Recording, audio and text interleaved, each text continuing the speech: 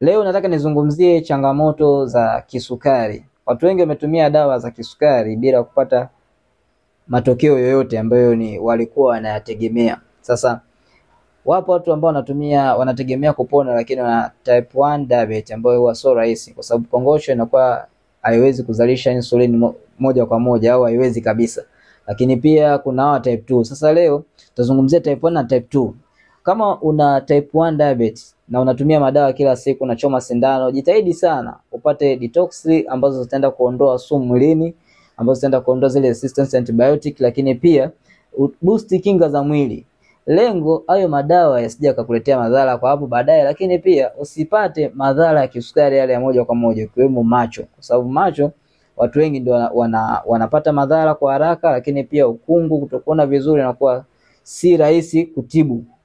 Lakini pia ukitaka kuona dalili yoyote au madhara yoyote ya kisukari, ni rahisi kuyatibu mapema kuliko kusubiria changamoto ikawa sugu kama ganzi, kukojoa kila saa. Ukiona na umri kuanzia miaka 45, jua kabisa una changamoto ya tezi dume. Kwa hiyo jitahidi upate dawa ambazo zitaenda kuprotect, kuzuia tezi dume isitokee kabla tezi dume haijatokea. Watu wengi au Tanzania tunasubiri changamoto ya chronic ndio tuanze kuhangaika kwenye matibabu. Hapo ndo watu wengi wanapopoteza hela.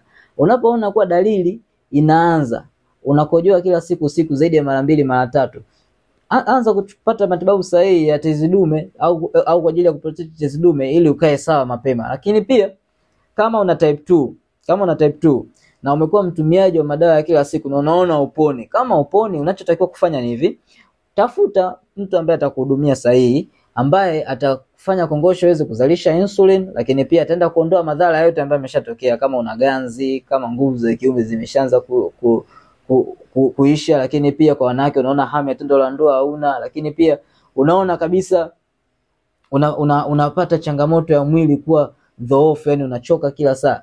Jitahidi sana kupata dawa ambazo zitaenda kudeal na cardiovascular system, ambazo zitaenda kufanya blood circulation. Lengo ni kuondoa madhara yote ambayo yanatokana na kisukari, and then utibu sukari ambayo itaenda kufanya blood sugar metabolism pamoja na kufanya blood sugar level kuwa sawa.